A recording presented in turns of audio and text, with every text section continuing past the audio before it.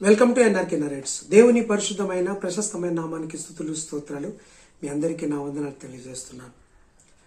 బైబిల్లో కానీ క్రిస్టియానిటీలో కానీ కొన్ని నంబర్స్కు ప్రాధాన్యత ఉంది.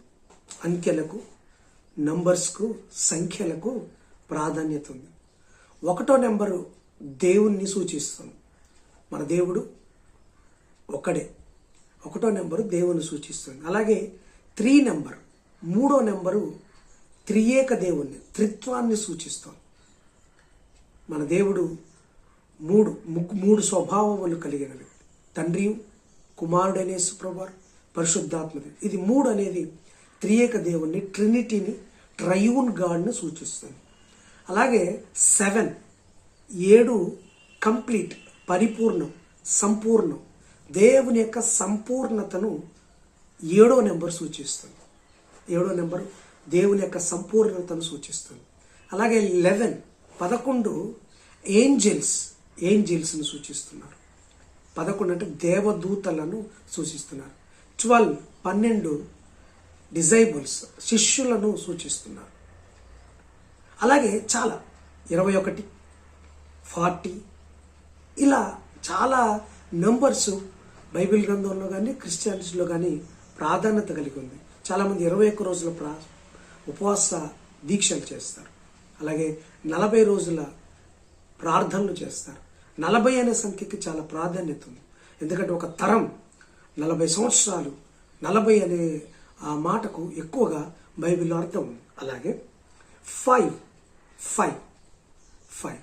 5 కూడా ఒక మంచి అర్థము, ఒక ఇండికేట్ సూచిస్తుంది.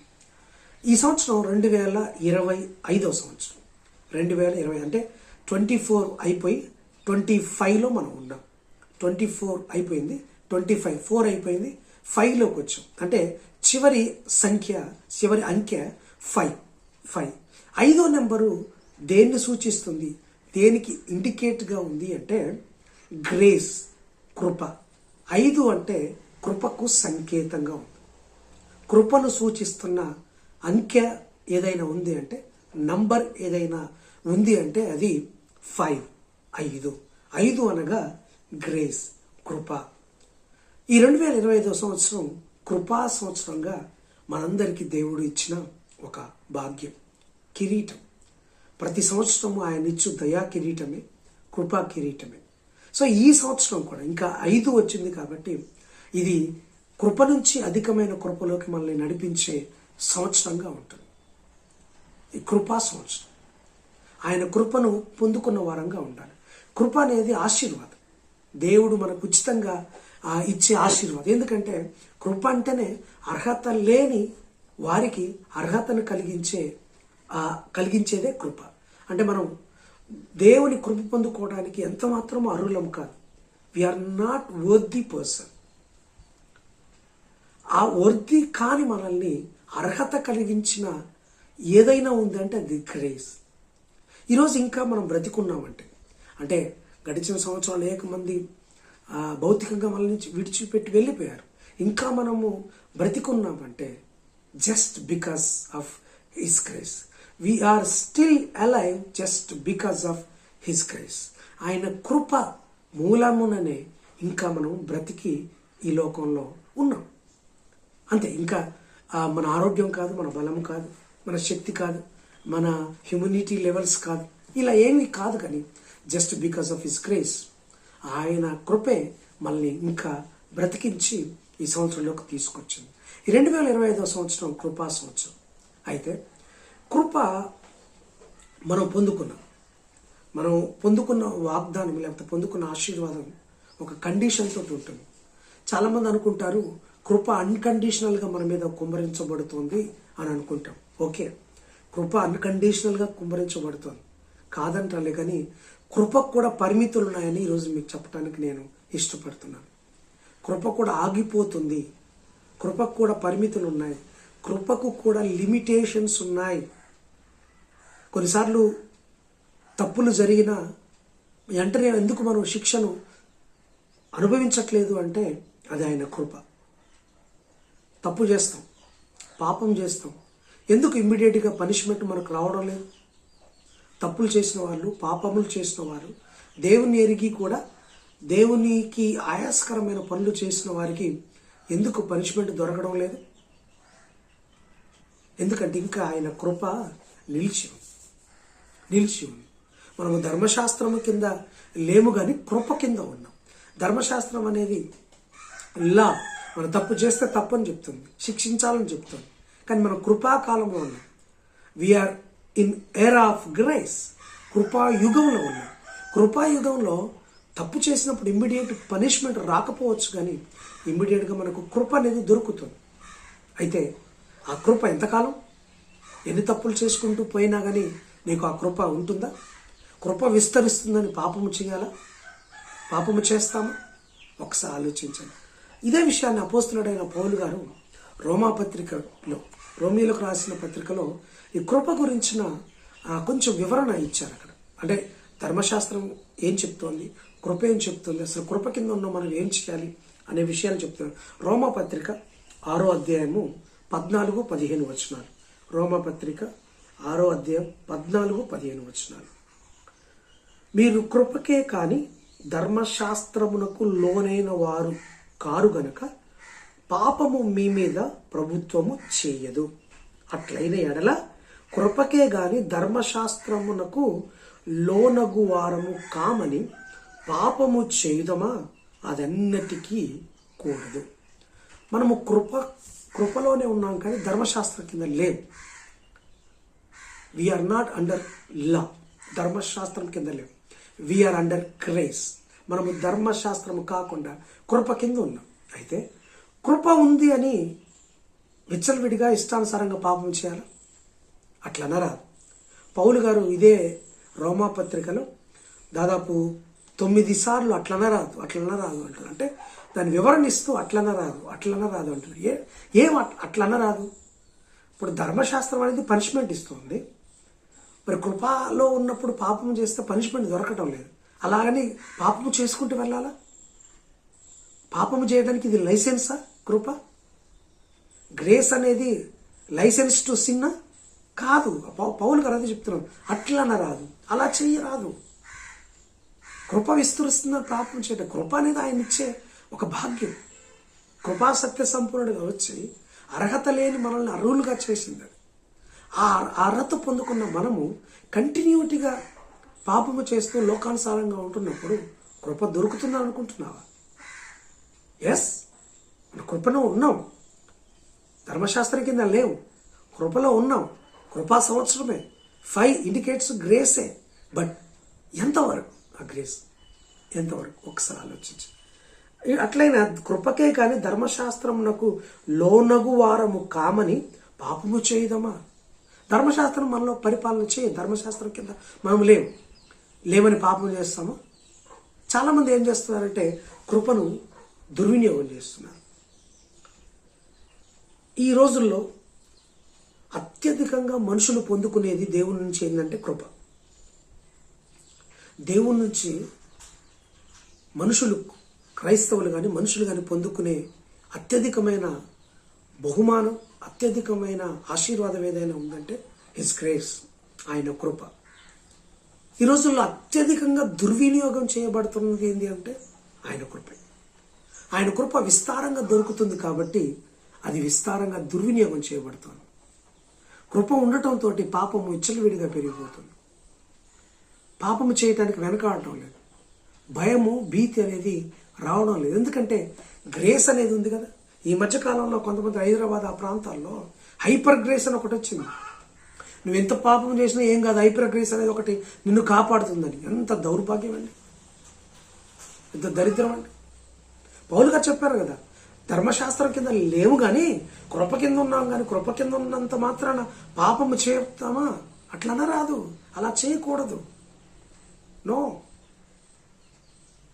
ఎందుకు మరి?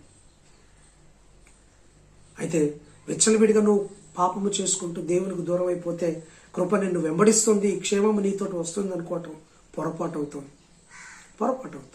ఒకసారి గమనించండి. మీకు తెలుసు కదా, ఓల్డ్ టెస్టిమెంట్లో సంసోన్ న్యాయాధిపతి సంసోన్ ఉన్నారు. సంసోన్కి అధికమైన కృప దొరికింది. ఆయన పుట్టటమే నాజీరు చేయబడిన వ్యక్తిగా పుట్టాలి అని చెప్పి దేవుడి సంకల్పం. పుట్టినప్పటి నుంచి అతనికి అది అధికమైన శక్తితో కృపను పొందుకున్నాడు. అయితే పెరిగి పెద్ద అయిన తర్వాత దేవుని పని చేస్తున్నప్పటికీ లోకానుసారంగా కూడా వ్యవహరించడానికి ప్రయత్నం చేశాడు. దేవుడైతే ఏ నియమాలు, నిబంధనలు, ఏ కట్టడలు చెప్పాడో ఆ కట్టడలను మీరి ప్రవర్తిస్తూ ఉన్నాడు. ప్రవర్తిస్తున్నప్పటికీ కృప దొరికింది. ఒకటోసారి కృప, రెండోసారి, మూడోసారి, నాలుగోసారి అట్లా తప్పుల మీద తప్పులు చేస్తూ, అంటే నాజీర్ యొక్క వ్రతాన్ని ఆయన వ్రతభంగము చేసినా కానీ అతనికి మీద గ్రేస్ ఉంది. కానీ ఎంతకాలం ఉందో తెలుసా గ్రేస్? కొంచెం కాలం మాత్రమే. తప్పులు చేసుకుంటూ వెళ్ళిన తర్వాత దలీలా దగ్గరికి వెళ్ళి ఇక ఆ పాపములో తీవ్రంగా మునిగిపోయిన తర్వాత దేవుడు ఆ కృపను తీసేసుకున్నాడు. వెళ్ళిపోయాడు. కృపను దేవుడు తీసేసుకుంటాడు. కృపను కుమ్మరించేవాడే కాదండి, కృపను తీసేసుకునేవాడు కూడా దేవుడే. అది మాత్రం గుర్తుపెట్టుకోండి. ఈ 2005 సంవత్సరంలో కృప విస్తారంగా దొరుకుతుంది. ఎస్, కానీ నువ్వు ఇష్టానుసారంగా వ్యవహరిస్తే కృపను తీసేసుకునేవాడు కూడా. సంసోన్కు తీసుకున్నారు. అతన్ని ఇక భౌతికంగా ఈ భూమి మీద లేకుండా చేశారు. కృపకు పాత్రుడు కాలేదు. ఇక అంతకుముందు తప్పులు చేసుకుంటూ వెళ్ళినా కానీ కృప దొరికిందేమో. ఆ తర్వాత ఈరోజు నువ్వు అదే పొజిషన్లో ఉన్నావు. ఎన్నిసార్లు హెచ్చరిస్తున్నా, ఎన్నిసార్లు ఉన్నా దేవుడికి దూరమై తప్పులు చేసుకుంటూ కృప దొరుకుతుంది కదా అని కృపను నిర్లక్ష్యం చేస్తూ కాలదనుకుంటున్నావేమో. కమ్ బ్యాక్, రా, కృప దగ్గరికి రా. ఆ కృపను ఒక్కసారి జ్ఞాపకం చేసుకో. సౌలు ఇశ్రాయేల్ దేశానికి మొదటి రాజు. అతను కూడా దేవుని చేత కృప పొందుకున్నవాడు. ఇశ్రాయేల్ దేశానికి మొదటి రాజుగా దేవుడు అతన్ని ఎన్నుకొని అతనికి ఒక గొప్ప రాజరికపు బాధ్యత ఇచ్చాడు.